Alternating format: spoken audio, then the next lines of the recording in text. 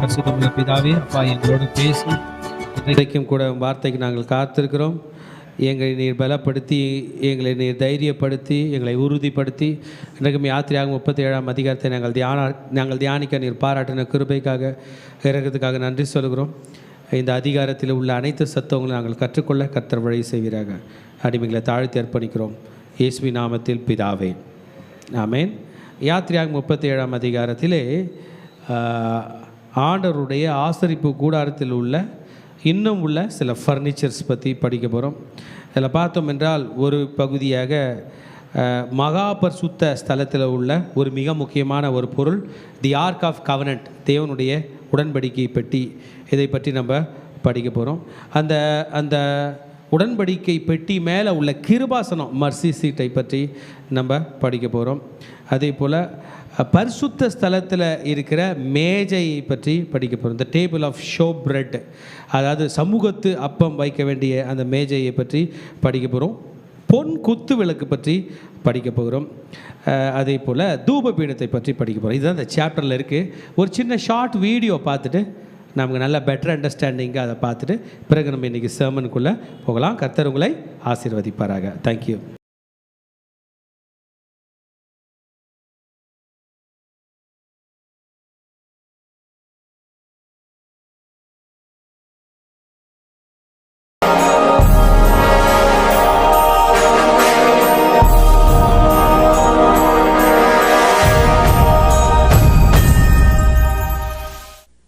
Bezalel made the ark of acacia wood, 2.5 cubits long, 1.5 cubits wide, and 1.5 cubits high. He overlaid it with pure gold, both inside and out, and made a gold molding around it. He cast 4 gold rings for it, and fastened them to its 4 feet, with 2 rings on one side and 2 rings on the other. Then he made poles of acacia wood, and overlaid them with gold. And he inserted the poles into the rings on the sides of the ark to carry it. He made the atonement cover of pure gold, 2.5 cubits long and 1.5 cubits wide. Then he made 2 cherubim out of hammered gold at the ends of the cover. He made 1 cherub on one end and the second cherub on the other. At the 2 ends he made them of one piece with the cover. The cherubim had their wings spread upward, overshadowing the cover with them. The cherubim faced each other, looking toward the cover. They made the table of acacia wood, 2 cubits long, 1 cubit wide, and 1.5 cubits high. Then they overlaid it with pure gold, and made a gold molding around it. They also made around it a rim a handbreadth wide, and put a gold molding on the rim. They cast 4 gold rings for the table, and fastened them to the 4 corners, where the 4 legs were. The rings were put close to the rim to hold the poles used in carrying the table. The poles for carrying the table were made of acacia wood and were overlaid with gold. And they made from pure gold the articles for the table, its plates and dishes and bowls, and its pitchers for the pouring out of drink offerings. They made the lampstand of pure gold and hammered it out, base and shaft. Its flower-like cups, buds, and blossoms were of one piece with it. 6 branches extended from the sides of the lampstand, 3 on one side and 3 on the other. 3 cups shaped like almond flowers with buds and blossoms were on one branch, 3 on the next branch, and the same for all 6 branches extending from the lampstand. And on the lampstand were 4 cups shaped like almond flowers with buds and blossoms. 1 bud was under the first pair of branches extending from the lampstand, a second bud under the second pair, and a third bud under the third pair, 6 branches in all. The buds and the branches were all of one piece with the lampstand, hammered out of pure gold. They made it 7 lamps, as well as its wick trimmers and trays, of pure gold. They made the lampstand and all its accessories from 1 talent of pure gold. They made the altar of incense out of acacia wood. It was square, 1 cubit long and 1 cubit wide, and 2 cubits high, its horns of one piece with it. They overlaid the top and all the sides and the horns with pure gold, and made a gold molding around it. They made 2 gold rings below the molding, 2 on opposite sides, to hold the poles used to carry it. They made the poles of acacia wood and overlaid them with gold. They also made the sacred anointing oil and the pure, fragrant incense, the work of a perfumer. கர்த்தருடைய பரிசுத்த நாமத்துக்கு மகிமை உண்டாவதாக.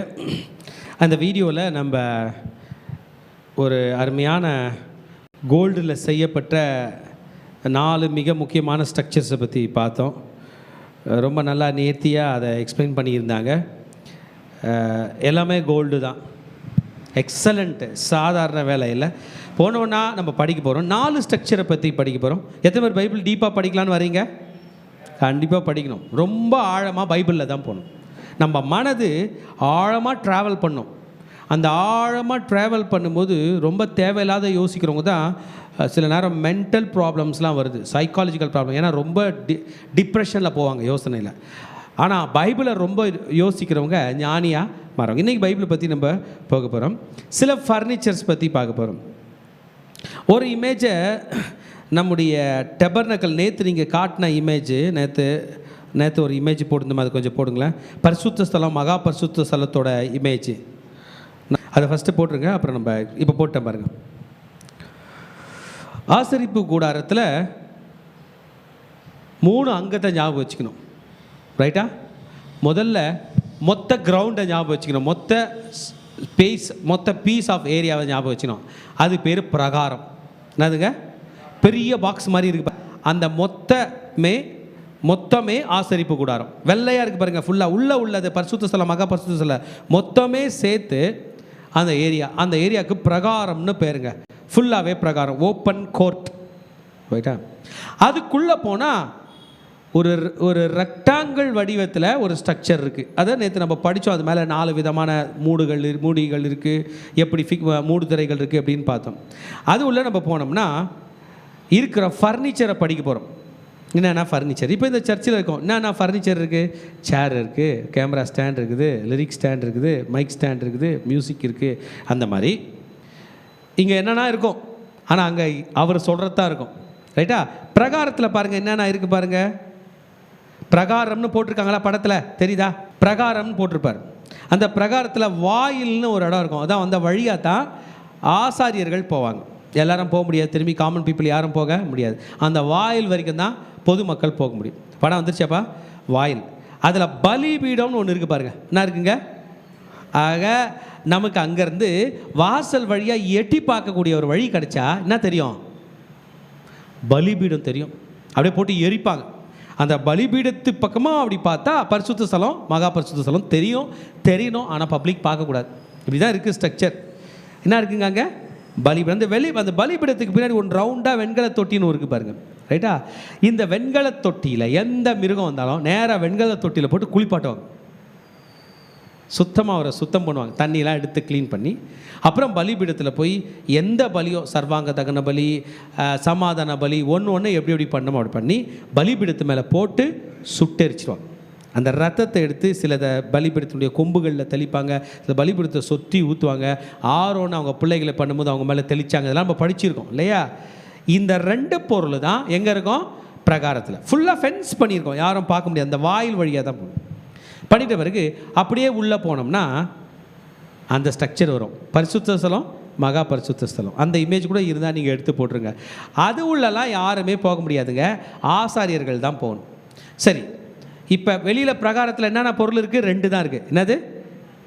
பலிபீடம், அப்புறம் வெண்கல தொட்டி. அப்படியே நீங்கள் பரிசுத்த ஸ்தலத்துக்குள்ளே போயிட்டீங்கன்னா 3 பொருள் இருக்க போகுது, மறக்கக்கூடாது. என்ன இருக்குதுங்க? 3 பொருள். ஸ்ட்ரைட்டாக பார்த்தோம்னா மகா பரிசுத்த ஸ்தலத்துக்கு போகிற வழியில் தூபபீடம் இருக்குது. அதுக்கான ஸ்க்ரீன் மூடிட்டு இருக்கோம், தெரியாது. ஸ்க்ரீனுக்கு முன்னாடி என்ன இருக்கும்?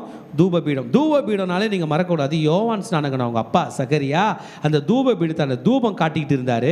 அவரோட டைமில் அவருக்கு சீட்டு இப்போ தான் தூபம் காட்டணுன்ற போது தேவதூதனை பார்த்துட்டார். மலடியாக இருக்கிற உன் மனைவியாக எலிசபெத் கர்ப்பம் தரிப்பாள் அப்படின்னு சொல்லிட்டாங்க. தூபபீடம். அப்போ தூபபீடத்தை உங்கள் முன்னாடி வச்சுக்கிட்டு ரைட் ஹேண்ட் சைடு பார்த்தீங்கன்னா ஒரு டேபிள் இருக்கும். ஓகே, டேபிள் இமேஜ்லாம் போட்டிருக்கீங்களப்பா? அந்த டேபிள் இருக்கும். அந்த டேபிள் மேலே 2 பிளேட்டு தாங்க இருக்கும். ஒரு பிளேட்டில் 6 அப்பம் சூடாக இருக்கணுமா? எப்படி எடுத்துகிட்டு போய் வைப்பாங்கன்னு தெரியல, சுட இருக்கணுமா. இன்னொரு பிளேட்டில் 6, மொத்தம் 12 அப்பம். ரைட்டா? உங்களோட லெஃப்ட் சைடு பார்த்தீங்கன்னா பொன் குத்து விளக்கு இருக்கும். இந்த 3 பொருள் தான் எங்கே இருக்கும்? பரிசுத்த ஸ்தலத்தில். பரிசுத்த ஸ்தலத்தை தாண்டினதுமே ஸ்க்ரீன் இருக்கும். அதுக்கப்புறம் ஸ்க்ரீனை தாண்டி யாருமே போக முடியாதுங்க. வருஷம் ஒரு பிரதான ஆசாரியன் மட்டும் அங்கே போக முடியும். ப்ரே பண்ணிட்டு வெளியே ஓடி வந்துடணும். அங்கே நாங்கள் யாருக்குன்னு கேட்குறீங்களா? அங்கே தான் உடன்படிக்கை பெட்டி இருக்குது. இதுதான் ஸ்ட்ரக்சர். அந்தந்த பொருள் அந்தந்த இடத்துல இருக்கணும். இந்த ஊழியத்தை செய்கிறதுக்கு கோகாத்தின் புத்திரர், மெராரியின் புத்திரர், கெர்சோம் புத்திரர் இருக்கிறாங்க. இதில் கோகாத்தின் புத்திரர் தோல் மேலேயே தூக்கிட்டு சுமக்கணும் இந்த பரிசுத்த ஸ்தலம், மகா பரிசுத்த ஸ்தலத்தினுடைய பொருள்களை. ஓகே, மீதி கெர்சோம் மெராரியோட புத்திரர்லாம், ஒருத்தருக்கு மெராரியின் புத்திரருக்கு 4 வண்டில் மாடு கொடுக்கப்பட்டுச்சு, இவங்களுக்கு 2 வண்டில் மாடு கொடுக்கப்பட்டுச்சு கெர்சோம் புத்திரருக்கு. அவங்கெல்லாம் அதில் பேக் பண்ணி கொண்டு போவாங்க. ஆக பொதுமக்களுக்கு வேலை ஃபுல்லாகவே லேவியர்களுக்கு தான் இவங்க இதை பண்ணுவாங்க. சரி, இப்போ இன்னைய சாப்டரில் 37ஆம் அதிகாரத்தில் நம்ம என்ன படிக்க போகிறோம்னா, ஒரு ஸ்ட்ரக்சர் பற்றி படிக்க போகிறோம். அந்த ஸ்ட்ரக்சர் ஆர்க் ஆஃப் கவனன்ட். அந்த படத்தை பார்த்துங்க. என்னதுங்க அது? உடன்படிக்கை பெட்டி. என்னதுங்க அது பேர்? உடன்படிக்கை பெட்டி. ஆக இன்றைய செய்திக்கு உங்களை அன்புடன் வரவேற்கிறேன். இன்றைய செய்தியினுடைய தலைப்பு ஆசரிப்பு கூடாரத்தில் உள்ள பனிமுட்டுக்கள் அல்லது ஆசரிப்பு கூடாரத்தில் உள்ள பொருள்கள். என்னென்ன பொருளா? மகா பரிசுத்த ஸ்தலத்தில் நமக்கு டீச் பண்ண போகிறார் மோசே. மகா பரிசுத்த ஸ்தலத்தில் என்ன இருக்கான்? வாட் இஸ் த ஃபர்னிச்சர் தேர்? முதல் 5 வசனங்களை 37ஆம் அதிகாரத்தில் படித்தோன்னா, பெசலெயேல் சீத்தி மரத்தால் பெட்டியை உண்டு பண்ணினான். அதன் நீளம் 2.5 முழமும் அதன் அகலம் 1.5 முழமும் அதன் உயரம் 1.5 முழமாய் இருந்தது. இதுவும் அவர் ரெக்டாங்கிள் போல தான் செஞ்சுருக்காரு. நீளம் எப்படி இருக்குதுங்களாங்க? 2.5 முழம், அகலம் 1.5 முழம், உயரம் 1.5 முழம். யார் செஞ்சதுங்க? பெசலெயேல் செய்துட்டு என்ன மரத்தெல்லாம் செய்தாராம்? சித்திம் மரம். மறக்கக்கூடாது. என்ன மரங்க? இங்கிலீஷில் இது பேர் சித்திம் வுட் என்று போடப்பட்டிருக்குது. சித்திம் மரம். அதை உள்ளும் புறம்பும் பசும் பொன் தகட்டால் மூடி. சூப்பராக மரம் ஒர்க் பண்ணிட்டு அந்த மரம் ஒர்க் வெளியில் தெரில. இப்போ என்ன மூடி இருக்கு? கோல்டு மூடி. அதற்கு பொன் திறனையை உண்டாக்கி, திறனை என்றால் க்ரௌன் என்று சொல்லப்பட்டிருக்கு. என்ன பண்ணியிருக்காரா?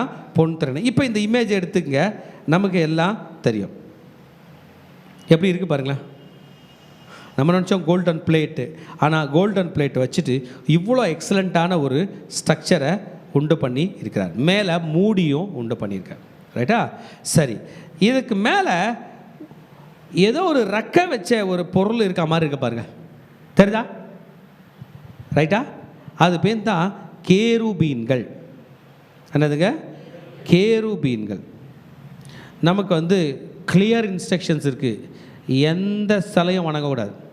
நம்ம வீட்டில் கூட கேருபீன் படம் ஒன்று போட்டு எத்தனை வச்சுக்க முடியாது. அன்னைக்கு ஆண்டவர் அதை அனுமதித்தார். கேருபீன்களாலும் சேராபீன்களாலும் நித்தம் போற்றப்படுகிற தேவனே. அது எதை காட்டுதுன்னா, கர்த்தர் வெல்கம் பண்ண அந்த கேருபீன்கள் இருக்குது. அந்த கேருபீன்களுடைய வெல்கமிங் நடுவில் தான் கர்த்தர் வருகிறார். ஆமென். ஆனாலும் நம்ம வெல்கம் பண்ணாமலே அவங்க பிள்ளைங்களாக இருக்கிறதுனால சில நேரம் ப்ரேயர் பண்ண கூட மறந்துடுறோம். கேருபீன்களெல்லாம் ஓரம் போட்டு இங்கே உட்காந்து கொண்டிருக்கிறார். அதை தான் அவர் விளக்குறார். பிரம்மாண்டமான கேருபீன்கள், பவர்ஃபுல் பீயிங். கேருபீன்களுக்கெல்லாம் உயிர் இல்லை, அவங்க சத்தம் போக மாட்டாங்க. நம்மள மாதிரி மூக்கில் நாசியில் சுவாசம் இல்லை. பவர்ஃபுல்லான பீயிங். அவர்கள் கர்த்தரை ஆராதிக்கிறார்கள். ஹல்லேலூயா. அதில் பார்த்தோம்னா பாக்ஸு செஞ்சிட்டாரு, மேலே மூடி செஞ்சிட்டாரு. மூடி மேலே ஒரு க்ரௌன் மாதிரி ஒரு ஸ்ட்ரக்சர் செஞ்சிட்டாரு. அது என்னது? கேருபீன்கள். 4 பொன் வளையங்களை. இது எதுக்கு ஐயா? எங்கே இருக்குங்க பொன் வளையங்கள்? ஒரு நீட்டு பார் ஒன்று போடுறாங்களே, அந்த பாரை உள்ளே சொருகிறதுக்கு உள்ள தான் வளையம். இந்த பக்கம் 2 வளையம், அந்த பக்கம் 2 வளையம், 4 வளையங்கள். ஏன்னா தூக்குறவங்க உடன்படிக்கை பெட்டியை தொடவே கூடாது. இந்த பாரை உள்ளே பாய்ச்சிட்டு அந்த முனையை தூக்கிக்கிட்டு, இது நம்ம பார்க்குற மாதிரி இவ்வளோ சின்னதில்லை, ரொம்ப நீளம். உடன்படிக்கை பெட்டி இங்கே இருக்கும். அந்த தூக்குற மனுஷனுடைய உடம்பு நிழல் கூட அது மேலே படாத அளவுக்கு அவ்வளோ நீளம். திரும்பி பார்க்கக்கூடாது, முன்னாடி இருக்கிறோம் அதை எட்டி பார்க்கக்கூடாது, அப்படியே ஸ்ட்ரைட்டாக போகணும். அதை கொண்டு போக வேண்டிய பாரை உள்ளே போடுவதற்காக வளையத்தை செஞ்சு வச்சுக்கிறோம். பாருங்கள், 4 மூலையிலும் அந்த இமேஜை வச்சு பார்த்துட்டிங்கன்னா தெரிஞ்சோம். 4 மூலைகளிலும் 4 வளையங்களை வைத்து, ஒரு பக்கத்தில் 2 வளையங்களும் மறுபக்கத்தில் 2 வளையங்களையும் தைத்து, சீத்தி மரத்தினால் தண்டுகளை செய்து. தண்டுனா ரவுண்டு ஸ்ட்ரக்சர் இல்லை, ஒரு பார், அது பேர் பார் செய்து அதையும் பொன் தகட்டால் மூடி அந்த தண்டுகளினால் பெட்டியை சுமக்க வேண்டும். ஆக பெட்டி தோளில் தூக்கி சுமக்கப்பட வேண்டிய ஒன்று. பெட்டியே தூக்கக்கூடாது, எதை தூக்கணும்? அந்த பார், அந்த தண்டில் தூக்கணும். பெட்டி நடுவில் இருக்கும், தூக்கி கொண்டு போக வேண்டும். போட்டு பாய்ச்சினான். போட்டானா இப்போ மேலே உள்ள இடம் இருக்குது பாருங்கள், ரெண்டு கேருபீன்கள் இப்படி வச்சுருக்காங்களே கை, அந்த 2 கை வச்சுருக்காங்களே அதுக்கு நடுவில் உள்ள இடத்துக்கு தான் கிருபாசனம்னு பேர். என்ன பேருங்க? கிருபாசனம். தெரியுதா? அந்த கோல்டன் இதில் தெரியுதா? ஆக்சுவலாக அது ரெண்டு கேருபீன்கள் அவங்க முட்டி போட்டுன்னு இருக்காங்க, இப்படி கை வச்சுருக்காங்க. அந்த பக்கம் ஒரு கேருபீன் என்ன பண்ணுறாரு, அவரோட ரெக்கையை நீட்டி இப்படி வணக்கம் பண்ணுற மாதிரி, ஸ்தோத்திரம் பண்ணுற மாதிரி இப்படி வச்சுருக்காரு. எதிர்க்கிறவர் வச்சுருக்காரு. அந்த 2 பேரோட கைக்கு நடுவில் உள்ள இடம் தான் என்னதுங்க? மர்சி சீட், கிருபாசனம் என்று பெயர். அதற்கு என்ன பேர்? கிருபாசனம். அந்த இடத்துக்கு கிருபாசனம். அந்த கிருபாசனத்தையும் பசும் பொன்னினால் பண்ணினான். அது 2.5 முழ நீளமும் 1.5 முழ அகலமாக. இப்போ கிருபாசனம் எங்கே இருக்குது? மேலே போடுற மூடி, உடன்படிக்கை பெட்டி மேலே போடுற மூடியும் இம்பார்ட்டண்ட்டு. அந்த மூடி மேலே என்ன இருக்குது? பொன்னினால் செய்யப்பட்ட கேருபீன்கள் இருக்கிறாங்க. தகடாய் அடிக்கப்பட்ட பொன்னினால் 2 கேருபீன்களை உண்டாக்கி கிருபாசனத்தின் 2 ஓரங்களிலே ஒரு புறத்து ஓரத்தில் ஒரு கேருபீனும் மறுபுறத்து ஓரத்தில் மற்ற கேருபீனுக்காக அந்த கேருபீன்களை கிருபாசனத்தின் 2 ஓரங்களிலும் அதனுடைய ஏக வேலைப்பாடாக பண்ணினான். அந்த கேருபீன்கள் தங்கள் செட்டைகளை உயர விரித்து தங்கள் செட்டைகளால் கிருபாசனத்தை மூடுகிறவைகளும் ஒன்றுக்கொன்று எதிர்முலகளுமாயிருந்தது. கேருபீன்களின் முகங்கள் கிருபாசனத்தை நோக்கி கொண்டிருந்தது. மேஜையும் சீத்தி ஓகே ரைட் 9 வரைக்கும் கேருபீன்கள். அந்த கேருபீன்கள் கை கூப்பிட்டு இருக்கிறாங்க, ஒருத்தர் தொட்டுட்டு கூப்பிட்டு இருக்கிறாங்க. ஆனால் எங்கே பார்த்துன்னு பாருங்க, அவங்க முகம் எங்கே பார்க்குது பாருங்க, கீழே பார்க்குது. உடன்படிக்கை பெட்டியை பார்க்குது. அதாவது ஆண்டவருடைய பாதத்தை பார்க்கிறதா வச்சுப்போம். இதாங்க உடன்படிக்கை பெட்டி. ஆமென். அந்த பெட்டிக்கு ஒரு பேர் இருக்குது. என்ன பெட்டி? தங்க பெட்டி இல்லை. ஆண்டவருக்கு தங்க பெட்டின்னு வைக்கல, பொன் பெட்டின்னு வைக்கல. என்ன பெட்டி? அவர் சொல்கிறாரு, எனக்கும் இந்த 30 லட்சம் பேர் இருக்கிறாங்களே அவங்களுக்கும் உடன்படிக்கை இருக்குது. அந்த பெட்டி தான் இது. கொஞ்சம் புரிஞ்சிக்கணும். அந்த பெட்டி தான் இது. எனக்கு நம்ம அந்த பைபிள் பார்க்கும்போது அப்படி தான் தோணுது. இதை தூக்கும்போது எனக்கும் என் ஆண்டவருக்கும் நடுவில் ஒரு உடன்படிக்கை இருக்குது. அந்த பெட்டி தான் என் கையில், எல்லார் கையிலையும் கொடுத்துருக்காரு. ஆமென். இந்த உடன்படிக்கை பெட்டியில் என்னென்ன இருக்கான்? 3 இருக்குங்க. 1 சொல்லுங்கள் பார்க்கலாம். ஆரோனுடைய துளிர்த்த கோல். ஆமென். பிறகு மன்னா வைக்கப்பட்ட பொன் பாத்திரம். ஓகே. 3ஆவதாக என்ன இருக்கு சொல்லுங்க பார்க்கலாம். என்னாச்சு? 10 கட்டளைகள். 3 பொருள் இருக்கு. சொல்லுங்க பார்க்கலாம். முதல்ல என்ன இருக்கு? ஆரோனுடைய துளிர்த்த கோல். 2ஆவதாக மன்னா வைக்கப்பட்ட பொற்பாத்திரம். 3ஆவதாக 10 கட்டளைகள். யோசிச்சு பார்ப்போம். முதல்ல ஆரோனுடைய துளிர்த்த கோல் வருவோம். ஆரோனுடைய துளிர்த்த கோல் பயங்கரமான அதிசயம்.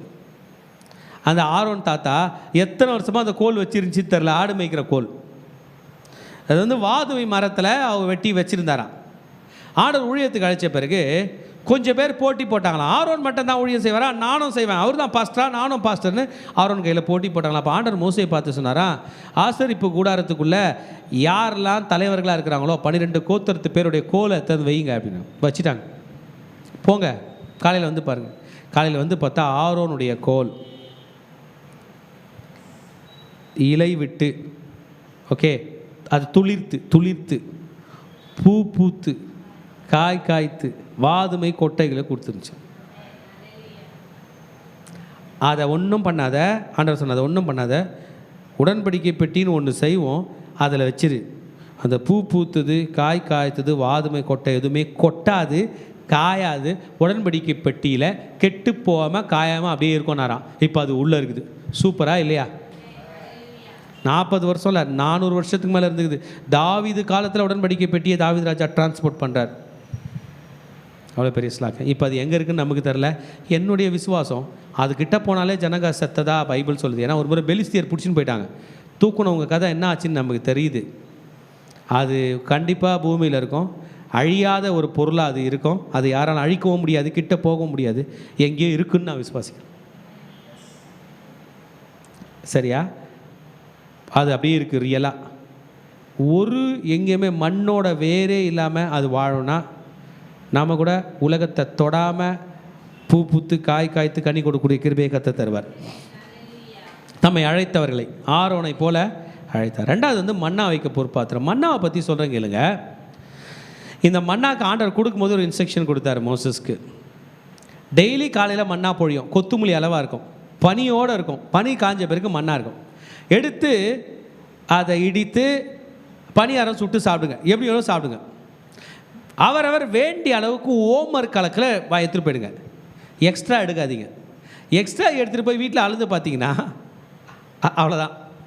உங்கள் வீட்டுக்கு எவ்வளோ, நீங்கள் 3 இட்லி சாப்பிட்ற ஆள்னா அவ்வளோதான் இருக்கும். ஆனால் நீங்கள் 30 இட்லி அளவுக்கு எடுத்துகிட்டு போயிருப்பீங்க, மாவு அவ்வளோ இருக்காது. அது மாதிரி. சரி, சூப்பரா? அதே போல் நம்ம ஆளுங்க நம்ம ஸ்டைலில் யோசிப்பாங்க. வயிற்றை கட்டி வாயை கட்டி 3 இட்லி அளவுக்கு எடுத்துகிட்டு போயிட்டு 2 இட்லி அளவுக்கு சாப்பிட்டு மீதி ஒன்றை மீத்து வைப்பான்.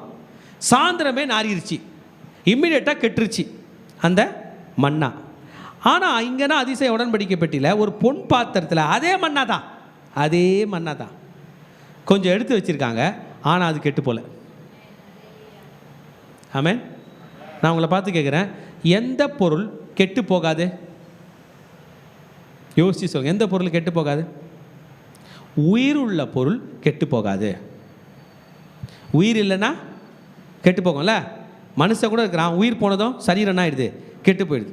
உயிர் இருந்தால் நல்லா இருக்கிறோம். அப்போ அந்த மண்ணாக்கு என்ன இருக்குது? ஆரோனுடைய துளிர்த்த கோலுக்கு மரம் கூட இருக்குது, உயிர் இருக்க வரைக்கும் மரம் நிற்குது. வெட்டி போட்டோம்னா ஒன்று காயுது, இல்லை மக்குது, ஏதோ ஒன்று. உயிராக இருக்கும்போது வாழுது. அப்போ ஆரோனுடைய துளிர்த்த கோலுக்கு உயிர் இருக்குது. யோவான் 1ஆம் அதிகாரம் சொல்லுகிறது, அவருக்குள் ஜீவன் இருந்தது, அந்த ஜீவன் மனுஷருக்கு ஒளியது. அவரோட உயிர் நமக்குள்ளே இருக்கிறனால தான் உயிர் வாழறோம். அந்த உயிரில் கொஞ்சம் ஆரோனுடைய துளிர்த்த கோலுக்கு அவர் கொடுத்துருப்பார் நான் விசுவாசிக்கிறேன். மண்ணாக்கு கொடுத்துருப்பார். மிக முக்கியம், இந்த ஆரோனுடைய துளிர்த்த கோல் உயிருடன் இருக்க வேண்டும் என்றால், இந்த மன்னா வைக்கப்பட்ட பொற்பாத்திரமும் மன்னாவும் உயிருடன் இருக்க வேண்டும் என்றால், என்னுடைய 10 கட்டளைகளுக்கு நீ கீழ்ப்படிய வேண்டும். இந்த கட்டளை என்னை பார்த்து ஒன்று சொல்லுது, நீ சொல்றதை கேட்குற கடவுள் நான் இல்லை, நான் சொல்றதை நீ கேட்கணும் என்பதற்காக தான் நான் இங்கே வந்திருக்கிறேன். ஹல்லேலூயா. ஆண்டவருடைய ஆலயத்தில் போகிற ஜனங்கள்லாம், சாமி நான் சொல்கிறத கேளுன்னு ஆளாளுக்கு எழுதி சீட்டு போட்டு வந்திருப்பாங்களா? அவரோட சீட்டை படிச்சுட்டு வந்திருப்பாங்களா?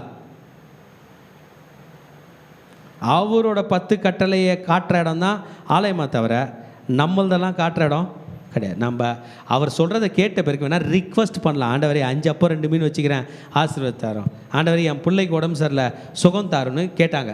ஆனால் மெயின் என்ன? எனக்கு உனக்கு உடன்படிக்க என் வார்த்தைக்கு நீ கீழ்ப்படிய வேண்டும். ஹல்லேலூயா. ஆக கிறிஸ்டியன்ஸே, நம்ம ஆண்டவருக்கும் நமக்கும் ஒரு கட்டளை இருக்குது. என்ன கட்டளை? அவர் சொல்லுவதை நாம் கேட்க வேண்டும். 10 கட்டளை எதை குறிக்கிறது? இந்த உடன்படிக்கை பெட்டி இது இருக்குது.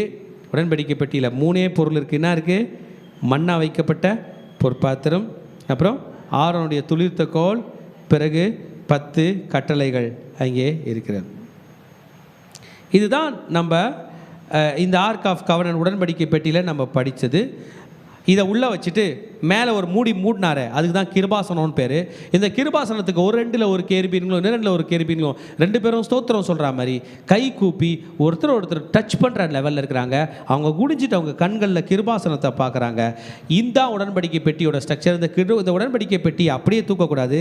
சைடில் ரிங்ஸ் இருக்கணும், 4 ரிங் இருக்கணும். இந்த 4 ரிங்கில் ஒரு போலை போட்டு அந்த அந்த பார் போட்டு அதில் தான் தூக்கிட்டு போகணும். முன்னாடி போகிறவன் அதை எட்டி பார்க்கக்கூடாது, பின்னாடி இருக்கிறவன் அப்படி பார்க்கக்கூடாது.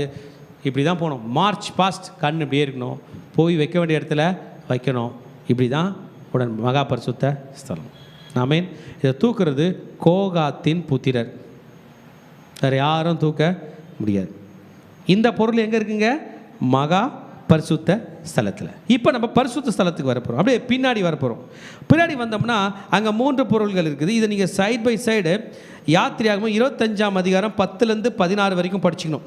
இந்த யாத்திரையாகம் 37 1லேருந்து 5 படிக்கிறத யாத்திரையாகம் 25 10லேருந்து 16 வரைக்கும் படிக்கலாம். இது வந்து மகா பரிசுத்த ஸ்தலத்தில் உள்ள உடன்படிக்கை பெட்டியை பொறுத்து. இப்போ பரிசுத்த ஸ்தலத்துக்கு வந்துடும். அதில் ஒரு பொருள் இருக்குது, அது பேர் பாருங்கள்,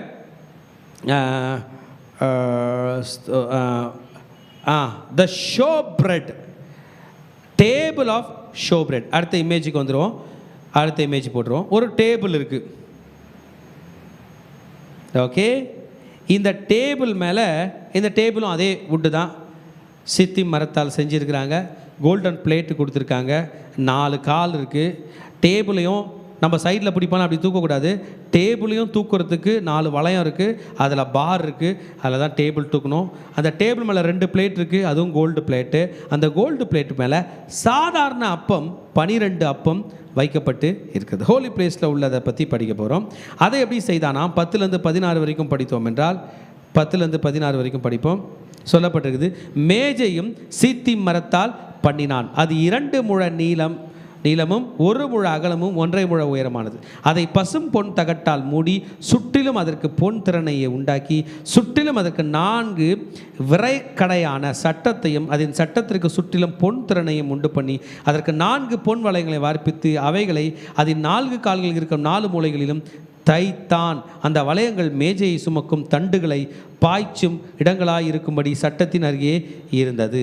மேஜையை சுமக்கும் அந்த தண்டுகளை சித்தி மரத்தால் பண்ணி அவைகளை பொன் தகட்டால் மூடி மேஜையின் மேலிருக்கும் பாத்திரங்களாகி அதன் பனிமுட்டுகளையும் அதன் தட்டுக்களையும் தூப கரண்டியையும் அதன் பானபலி கரண்டிகளையும் மூடுகிறதுக்கான அதன் கிண்ணங்களையும் பசும் பொன்னினால் உண்டாக்கினான்.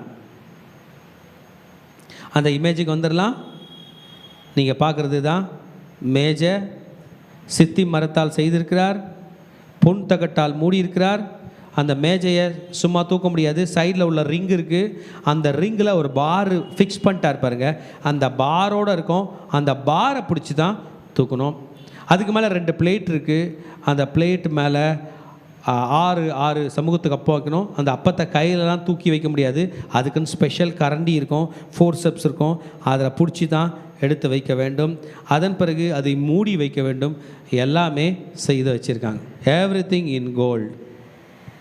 ஆமென். Table, dishes, cups, bowls, pictures எல்லாமே செஞ்சு வச்சுருக்காரு. இது பரிசுத்த ஸ்தலத்தில் உள்ள மற்றொரு ஃபர்னிச்சர், ஒரு யூட்டன்சில் என்று சொல்லலாம். ஹோலி யூட்டன்சில்ஸ், பரிசுத்தமான ஒரு பாத்திரம். ஓகே, இப்போ நம்ம பரிசுத்த ஸ்தலத்துக்கு வந்துட்டோம். பரிசுத்த ஸ்தலத்தில் 3 பொருள் இருக்குது. அதில் முதல்ல படித்தோம். அதை என்னதுங்க? மேஜை, மண்ணா வைக்கப்பட்ட மன்னிக்கவும் சமூகத்தை அப்பம் வைக்கிற மேஜை. நெக்ஸ்ட் வந்து lamp stand, gold lamp stand. இப்போ இதை தான் கொஞ்சம் எக்ஸலண்ட்டான ஒர்க்கு 17லேருந்து 24 வரைக்கும் படிக்க போகிறோம் பாருங்கள். அது சொல்லப்பட்டிருக்கிறது, குத்து விளக்கையும் பசும் பொன்னினால் அடிப்பு வேலையாய் உண்டாக்கினான். அதன் தண்டும் கிளைகளும் மொக்கும் பழங்களும் பூக்களும் பொன்னினால் செய்யப்பட்டது. குத்து விளக்கத்தின் ஒரு பக்கத்தில் 3 கிளைகளும் மறுபக்கத்தில் 3 கிளைகளும் அதன் பக்கத்தில் 6 கிளைகளும் செய்யப்பட்டது. ஓகே, அதில் மொக்குகளும் பழமும் ஒரு பூவும் இருந்து குத்து விளக்கில் செய்யப்பட்ட 6 கிளைகளும் அப்படியே இருந்தது. விளக்கு தண்டில் வாதுமை கொட்டைக்கு ஒப்பான 4 மொக்குகளும் பழங்களும் பூக்களும் இருந்தது. அதில் செய்யப்பட்ட 2 கிளைகளின் கீழ் 1 பழமும் வேறு 2 கிளைகளின் கீழ் 1 பழமும் மற்ற 2 கிளைகளின் கீழ் 1 பழமும் இருந்தது. விளக்கு தண்டில் செய்யப்பட்ட 6 கிளைகளுக்கும் அப்படியே இருந்தது. அவைகளின் பழங்களும் அவைகளின் கிளைகளும் பசும் பொன்னினால் ஒரே அடிப்பு வேலையாய் இருந்தது. இதான் சிங்கிள் பார் கோல்டு. அது அவ்வளோ பெரிய பார் இது வரைக்கும் உலகத்தில் யாரும் எடுத்து ஒர்க் பண்ணியே இருக்க முடியாது.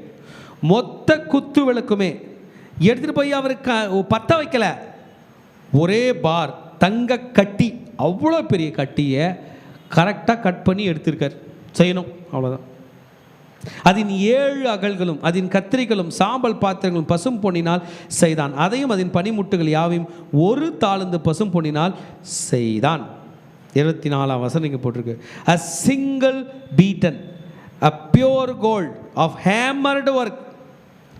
தட்டி hammered work. ஆமென். 7 லைட்டு 7 இருக்கும். இந்த பக்கம் 3, இந்த பக்கம் 3, நடுவில் 1. 7 அகல்கள், 7 விளக்குகள் எரியத்தக்கதான சிங்கிள் கோல்டு பாரில் 1 தாளந்து கோல்டில் அப்படியே செய்தான். இது பொன் குத்து விளக்கு. ஆமென். இந்த பொன் குத்து விளக்கை காலையில் ஒரு முறை ஏற்றணும், சாயந்தரம் ஒரு முறை ஏற்றணும். நடுவில் அது ஆஃப் ஆகாது, அது எரிஞ்சிக்கிட்டே தான் இருக்கும். ஏற்றுறவங்க போயிட்டு அதில் இருக்கிற கருந்திரிகளெல்லாம் கட் பண்ணி எடுத்துகிட்டு ஃப்ரெஷ்ஷாக போகிறதுக்கு முன்னாடி இடித்து பிழிந்த ஒலிவ எண்ணெய் எடுத்துகிட்டு போய் தான் ஊற்றணும். ஆலிவ் ஆயிலை அது எரியும். கர்த்தருடைய வசனம் கால்களுக்கு தீபமும் பாதைக்கு வெளிச்சமாய் இருக்குது. நிறைய நேரத்தில் காலையில் ஆண்டவர் நமக்கு பைபிளில் மூலமாக ஒரு அட்வைஸ் கொடுத்துருப்பார். திரும்பி சாயந்தரம் நமக்கு இன்னொரு பிரச்சனை வரும், அதுக்கு திரும்பவும் ஒரு ஒளியை கர்த்தர் நமக்கு தருவார். கர்த்தருடைய வசனம் கால்களுக்கு தீபமும் பாதைக்கு வெளிச்சமாக இருக்குது. ஆண்டவருடைய வார்த்தை நமக்கு லைட். இந்த உலகம் இருண்டு போய் இருக்குங்க, எப்படி போகிறதுனே நமக்கு தெரியாது. நித்தமும் நம்மை நடத்துவார் தம் வார்த்தையினால்.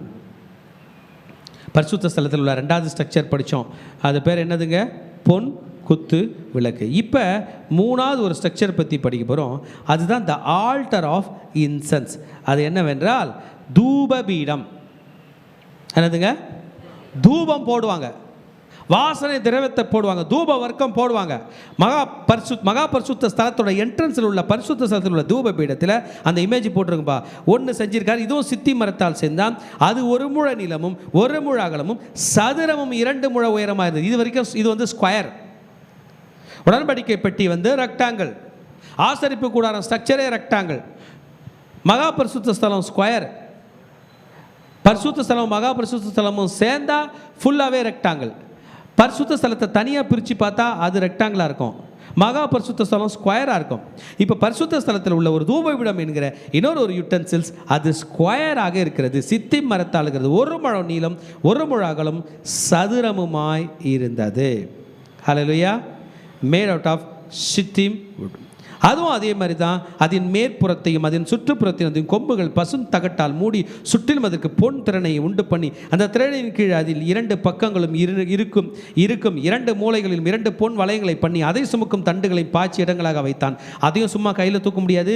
சைடில் வளையம் இருக்குது, வளையத்தில் பார் அந்த ராட் ஃபிக்ஸ் பண்ணப்பட்டிருக்கு, அதை தான் தூக்கணும். இதுவும் சித்தி மரத்தால் செய்தார். தண்டுகளையும் சித்தி மரத்தால் செய்து பொன் தகட்டினால் மூடி அதை செய்து இருக்கிறார். பரிசுத்த அபிஷேக தைலத்தையும் சுத்தமான சுகந்தர்களின் தூபத்தையும் தைலங்காரன் வேலைக்கு ஒப்பாக உண்டு பண்ணினான். 28ஆம் வசனம் வரைக்கும் ஆல்டர் ஆஃப் இன்சென்ஸ். அந்த இமேஜ் போட்டாங்களா?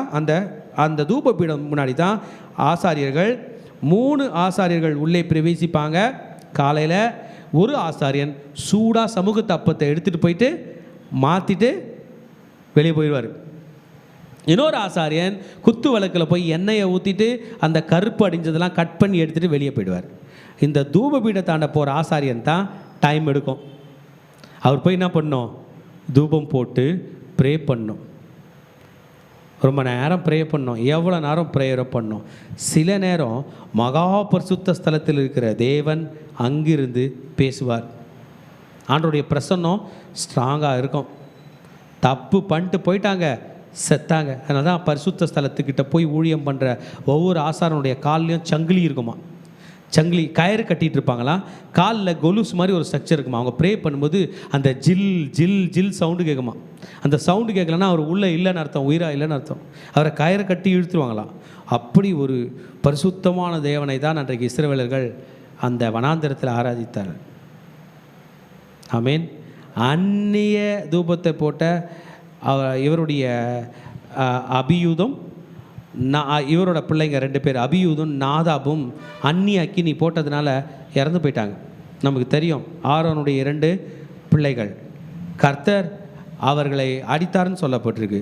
இது வந்து ப்ரேயர் பண்ணுற பிளேஸ். அது கொஞ்சம் அந்த இமேஜ் கொஞ்சம் பாருங்களேன், எப்படி இருக்குது ஆச்சரியமா.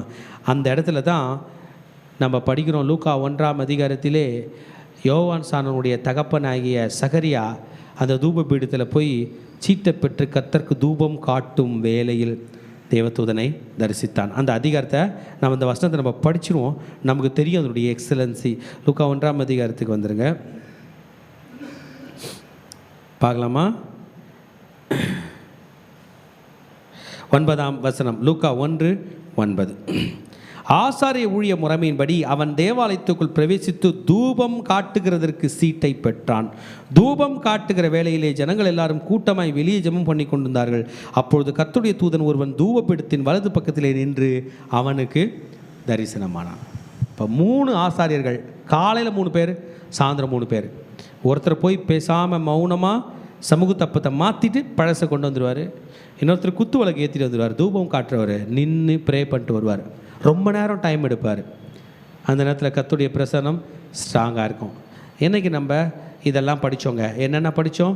முதல்ல மகா பரிசுத்த ஸ்தலத்தில் உள்ள உடன்படிக்கை பற்றி படித்தோம். பரிசுத்த ஸ்தலத்தில் உள்ள சமூகத்து அப்பம் வைக்கிற மேஜையை பார்த்தோம். பிறகு குத்து விளக்கை பார்த்தோம். பிறகு ஆல்டர் ஆஃப் இன்சென்ஸ், இந்த தூப பீடத்தை பார்த்தோம். இதில் சொல்லப்பட்டிருக்குது அனாயிண்டிங் ஆயில். இந்த ஆயில், அபிஷேக தைலத்தை எப்படி உருவாக்க வேண்டும், ஒரு பர்ஃப்யூமர் எப்படி இடித்து பிழிய வேண்டும், இது எல்லாமே கண்டென்ட்டு தாங்கக்கூடிய ஸ்ட்ரக்சர்ஸ் எல்லாம் இந்த பெஸ்லயேல் உண்டு பண்ணாராம். திருச்சபையே, தேவனுடைய பரிசுத்தமான நாமத்துக்கு மகிமை உண்டாவதாக. ஆண்டவருடைய பணி பெரும் பணியாக இருக்கிறது. கர்த்தர் ஞானமுள்ள பிள்ளைகளை கொண்டு வந்து தம் திருச்சபையிலே சேர்த்து அவர் பணியை நிறைவேற்றி கொண்டிருக்கிறார். இதை படிக்கும்போது எனக்கு ரொம்ப பிரமிப்பாக இருந்துச்சு. அதுவும் அந்த வீடியோ பார்க்கும்போது ரொம்ப பிரமிப்பாக இருந்துச்சு. ரொம்ப ரொம்ப கஷ்டம், எக்ஸலண்ட் ஒர்க். அப்படிப்பட்ட வேலைகளை இன்றைக்கு செய்வதற்கு ஆளில் என்றைக்கும் இருந்ததில்லை. இதில் இந்த ஸ்ட்ரக்சரை எல்லாம் ஃபிக்ஸ் பண்ணிட்ட பிறகு ஆண்டவர் இறங்கி வந்தாராம். நம்ம கூட இன்றைக்கி பாட்டு பாடுறோம், ஜெபம் பண்ணுறோம், ஆண்டவரை தூத்திக்கிறோம், உதடுகளின் காலையாக ஸ்தோத்திர பலியில் ஏறெடுக்கிறோம். எதுக்கு இங்கே பண்ணுறோம்? கர்த்தர் வரும்படியாக. வாங்கலை, நம்ம ஆண்டவரை வெல்கம் பண்ணுவோம். அப்பா நீங்கள் வாங்க. மனிதனுடைய கை வேலையிலே, கையினால் செய்கிற நம்ம தட்டுற கை தட்டலை, நம்ம பலவீனமான மக்கள் நம்ம பாடுகிற பாடலை நம்முடைய ஆராதனையில் நம்ம ஆண்டவர் வருகிறார். எவ்வளோ பெரிய விலையேற பெற்ற ஜாதி நாம், கர்த்தரை தமக்கு தெய்வமாக கொண்டிருக்கிற ஜனம் பாக்கியம் உள்ளது என்று வசனம் சொல்கிறது. நாம் தான் அந்த ஜனம். திருச்சபையே, இயேசு கிறிஸ்து நாம் அனைவரும் பரிசுத்த ஸ்தலத்திலே வந்து ஊழியம் செய்யக்கூடிய கதவுகளை திறந்து விட்டுருக்கிறார். அன்னைக்கு 3 ஆசாரியர்கள் தான் போக முடியும். காலையில் வேற, சாயந்தரம். மகா பரிசுத்த ஸ்தலத்துக்கு பிரதான ஆசாரியன் மட்டுமே வருஷம் ஒரு முறை போகும். ஆனால் நீங்களும் நானும் கிருபாசன தண்டைக்கு போக முடியும். We can come boldly to the throne of grace. கிருபாசன தண்டை கிட்ட நீங்கள் தைரியமாய் வர கடவீர்கள் என்று நமக்கு சொல்லப்படுறது. Come boldly into the throne of grace. எபிரேய நிருபக்காரன் 4ஆம் அதிகாரம் 11ஆம் வசனத்தில் சொல்கிறார், ஆகையால் நாம் கிருபாசன தண்டையிலே தைரியமாய் வர கடவோம். ஏன், எப்படி தைரியமாக வர முடியும்? நம் அனைவருக்காக பரிந்து பேசுகிற இயேசுவின் ரத்தம் இருக்கிறது. வாங்க திருச்சபையை, நம்ம தைரியமாய் கர்த்தர் பாதத்தில் போய் விழுந்து அவர்கள் செய்த ஊழியத்தை காட்டிலும் பெரிய ஊழியத்தை, கர்த்தரை ஆராதிக்கிற ஊழியத்தை, பலரை ரட்சிப்புகள் வழி நடத்துகிற ஊழியத்தை செய்வோம். நாம் நம்மை கர்த்தரிடத்தில் அர்ப்பணிப்போம். Thank you Jesus. ஸ்ரீதரா பாராதா லகாதர.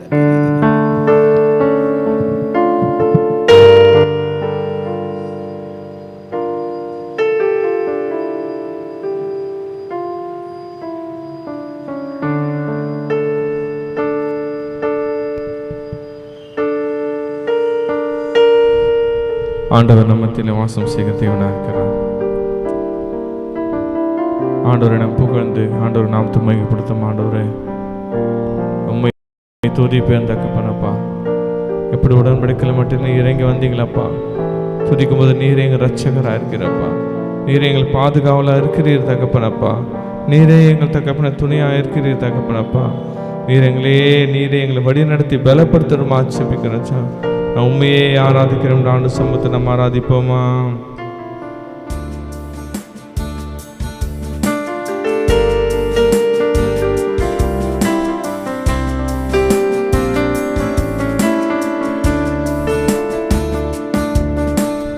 நீரே என் தங்கம், நீரே என் கோட்டை, நீரே என் ரட்சகர், நீரே ராஜா, நீரே தஞ்சம், நீரே என் தங்கம், நீரே என் கோட்டை, நீரே என் ரட்சகர்,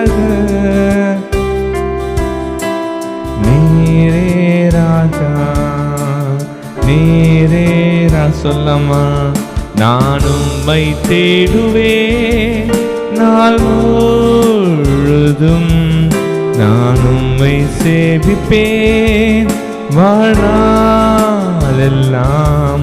எனதெல்லாவற்றிலும் நான் உம்மை நேசிப்பேன்.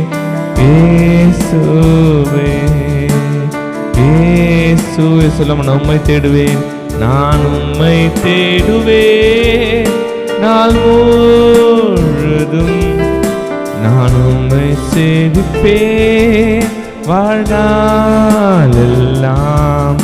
எனதெல்லாவற்றிலும் நான் உம்மை சேவிப்பேன்.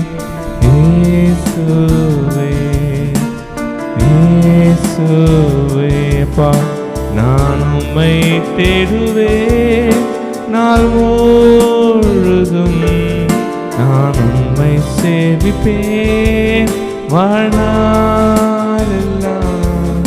எனதெல்லாவற்றிலும் நான் உம்மை நேசிப்பேன்.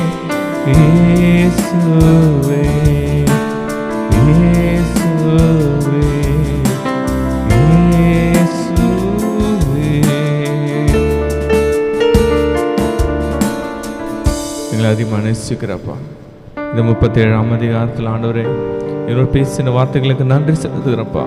நீர் எங்கள் மத்தியில் வாசம் செய்கிற தேவன் தகப்பனப்பா. எங்கள் மத்தியில் நீர் இறங்கி வந்து இனிமேலும் நீ எங்களை வழிநடத்தமா செபிக்கிறச்சா. எங்களே பொறுப்பச்சுங்க, வழி நடத்தி பலப்படுத்த பெரிய காலம் செய்யுங்க. ஏசு மூலம் நல்ல பிதாவே, ஆமேன். யாத்திராகமம் 37ஆம் அதிகாரம் 3ஆம் வசனம்.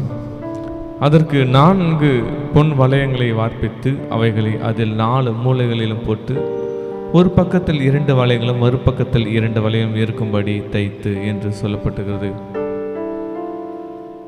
இன்னைக்கு நம்ம பார்க்குறோம், உடன்படிக்கை பெட்டியுடைய சுமக்கிறதுக்கு 4 தோள்கள், 4 முனைகள் தேவை.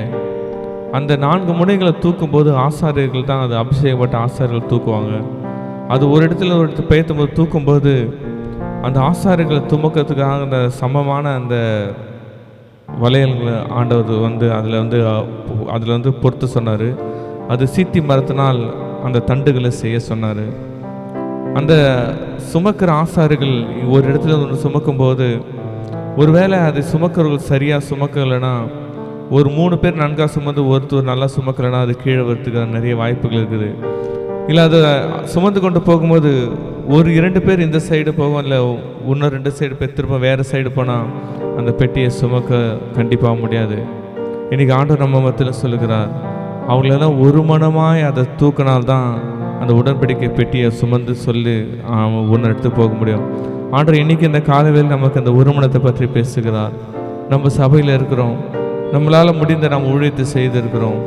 ஒருவேளை ஆண்டவர் நமக்கு சொல்ல, மகளே மகனே, நீ அதை ஒரு மனமாக செய்தாதான் அது என்னுடைய பிரசன்னத்தை நீங்கள் வந்து சுமந்து சென்று போக முடியும் என்று ஆண்டவர் இன்றைக்கி நம்ம ஒருக்கும் சொல்லுகிறார். இன்றைக்கி நம்ம கண்ணில் மூடி ஆண்டவரை செபிக்க போகிறோம். ஒருவேளை நமக்கு ஒரு இதில் மாறுபட்ட கருத்துக்கள் இருக்கலாம், சபையில் இப்படி இருக்கலாம் அப்படி இருக்கலாம், நிறைய கருத்துக்கள் இருக்கலாம். ஆண்டவர் சொல்ல, இல்லை மகனே, உனக்கு ஒரு மனம் தேவை, என்னுடைய பெட்டியை சுமந்து செல்வதற்கு ஒரு மனம் தேவை என்று ஆண்டவர் இன்னைக்கு வற்புறுத்துகிறார். மகனே, ஊழிய செய்களாக இருக்கலாம், என்னுடைய பிரசன்னத்தை நீ சுமக்க வேண்டும் என்றால், என்னுடைய ஆலயத்தை நீ ஊழியம் செய்ய வேண்டும் என்றால், மகனே உனக்கு ஒரு மனம் தேவை என்று ஆண்டவர் சொல்லுகிறார்.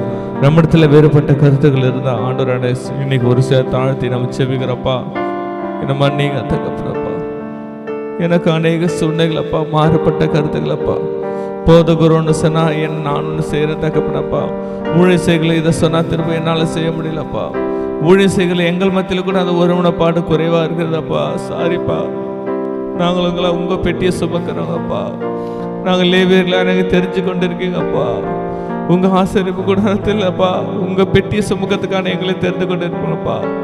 நாங்களாண்டர் ஒரு விஷயம் நாங்களா தகப்பனே திசை மாறி போகப்பா, உடன்படிக்கை பெட்டியை நாங்கள் ஆண்டர் தகப்பனே திசை மாறி கொண்டு செல்லாதபடிக்கப்பா, எங்களுக்குள்ள ஒரு மனத்திற்கு கட்டளை எடுக்கப்பா. எங்களுக்கு ஒரு மனத்தை கட்டளையிடுங்க. நம்ம செபிக்கலாமா? அப்பா, எங்க இடத்துல கசப்புகளை ஆண்டவர், எங்க இடத்துல தகப்பன காரியங்களை நீக்கி போடுங்கப்பா. தகப்பன எங்க இடத்துல ஒரு மடுக்க பாட்டு குறைவின் ஆவிகளை நீக்கி போடுங்கன்னு சொல்லிட்டு நம்ம ஒவ்வொரு ஆண்டவர் செபிக்கலாமா? இது நமக்கு ஆண்டவர் கேட்டப்பட்ட நேரம்.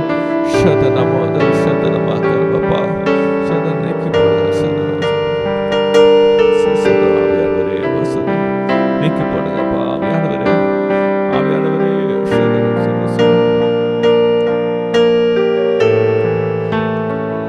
இப்போ நம்ம ஒரு விசுவாச செயல் செய்ய போகிறோம். பெண்கள்லாம் ஒரு சைடாக நின்றுக்கலாம், ஆண்கள்லாம் ஒரு சைடாக நிற்கலாம். ஒருவர் தோல் மேலே ஒருவர் நம்ம கைகளை வைத்து கொள்ளலாம். ஒருவர் தோல் மேலே ஒருவர் கை மேலே அப்படி வைத்து போகிறது. இது என்னது குறிக்கிறதுனா ஒரு மனத்தை குறிக்கிறது. இன்னைக்கு ஆண்டவர் சொல்லலாம், பண்ணுறப்பா சாரிப்பா, இனிமேட்டு எங்கள் சபையில் நான் ஒரு மனமாக நடத்துக்கிறப்பா. அவன் இன்னைக்கு நாங்கள் எப்படி ஒரு மனமாக இருக்கிறோமோ தகப்பனப்பா, இன்னைக்கு நாங்களும் சபையில் அந்த ஒரு மனமாக இருக்கிறப்பா. எங்களிடத்துல வேறுபாடுகளை இயேசுவின் நாமத்தில் நீ இப்போதை நிர்மூலமாக்கி நாங்கள் போடுகிற தகப்பனப்பா. எங்களிடத்துல குழப்பங்களை இயேசுவின் நாங்கள் உண்டு பண்ணுகிற பொல்லாத கிரைகளை ஆக்கி நாங்கள் இப்போது நாங்கள் சுட்டரித்து நாங்கள் போடுகிறோம் தகப்பனப்பா. இன்றைக்கு நாங்கள் எப்படி ஒன்றா இருக்கிறோமோ அதே போல தகப்பன பிரசனத்தை சுமந்து செல்கிறாய். ஆலயத்தில் எங்களுக்கு ஒரு மனத்தை நீர் கட்டளையிட நன்றி நாங்கள் செலுத்துகிறப்பா. நாங்கள் ஒரு மனமாக இந்த பெட்டியை சுமப்ப ராஜா, ஒரு மனமாக தேவாலயத்தின் ஊழியத்தை செய்வோம் தகப்பன, ஒரு மனமாக இருந்து உமக்கான பெரிய காரணம் செய்வோம் தகப்பனப்பா. எங்களோடு நீர் கூட இருங்க தகப்பன, எங்களை பலப்படுத்துங்க, எங்களை ஆசீர்வதிங்க, வழி நடத்த பலப்படுத்துங்க. இயேசு முழுச நல்ல பிதாவே, ஆமென். ஹல்லேலூயா, ஹல்லேலூயா. நான் உம்மை தேடுவேன் நாள் முழுதும், நான் உம்மை சேவிப்பேன் வாழ்நாள் எல்லாம். எனதெல்லாவற்றிலும் நான் உம்மை நேசிப்பேன் இயேசுவே, இயேசுவே,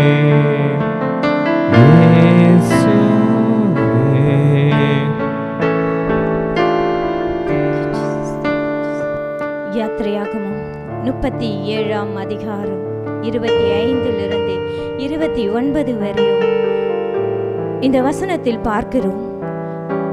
ஆண்டவரும் நம் மத்தியில் வாசம் செய்ய விரும்புகிறார் என்று. இந்த இடத்தில் பார்த்தா ஆசாரியர்கள் வந்து தூபத்தை காட்டும்படியாக, ஆண்டவர்கிட்ட காட்டும்படியாக அந்த தூப பீடத்தை செய்யும்படியாக அவர்கள் செய்தார்கள் என்று.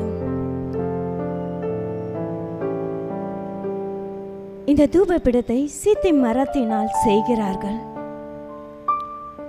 ஆசாரியர்கள் தூப பீடத்தை எப்படி காட்ட வேண்டும் என்றால் சுகந்த வாசனையாக அது ஆண்டவர் சமூகத்தில் எட்டும்படியாக அதை செய்கிறார்கள். அதை எப்படியெல்லாம் செய்ய வேண்டும், அதோட அளவுகள் கூட ஆண்டவர் இந்த இடத்துல அழகா சொல்லி கொடுக்கிறார். அதையும் அவர்கள் அப்படியே செய்து முடிக்கிறார்கள். இந்த தூபபீடம் எதை குறிக்கிறது என்று பார்த்தால், நம் ஜெபத்தை எப்படி செய்ய வேண்டும், நம் துதியை எப்படி ஆண்டவருக்கு செலுத்த வேண்டும் என்பதற்காகத்தான். இந்த நாளிலும் நாமும் எந்த மனநிலையிலிருந்து தேவனை நாம் துதிக்கிறோம், ஜெபிக்கிறோம், தேவனை முழு இருதயத்தோடு துதிக்கிறோமா என்று நம்மை நாமே ஆராய்ந்து பார்க்கலாம். தேவனிடத்தில் ஜெபிக்கும் போது அவருடைய சித்தத்தின்படி அவர் என்ன சொல்ல வராரு என்று கேட்டு நம்ம ஜெபிக்கிறோமா, இல்லை ஏனோதாய என்று நாம் ஜெபித்து விட்டு வருகிறோமா என்று நம்மை நாமே ஆராய்ந்து பார்க்கலாம். அவருக்கு சமூகத்துக்கு முன்பாக நிற்கிற நம்ப, துதியை ஏறெடுக்கிற நம்ப எப்படி நிற்கிறோம்? அவருடைய சித்தத்தின்படியாக சுகந்த வாசனையை வீசும்படியாக அவருக்கு முன்பாக நாம் நிற்கிறோமா இல்லையா என்று நம்மை நாமே இந்த நாளில் ஆராய்ந்து பார்க்கலாம்.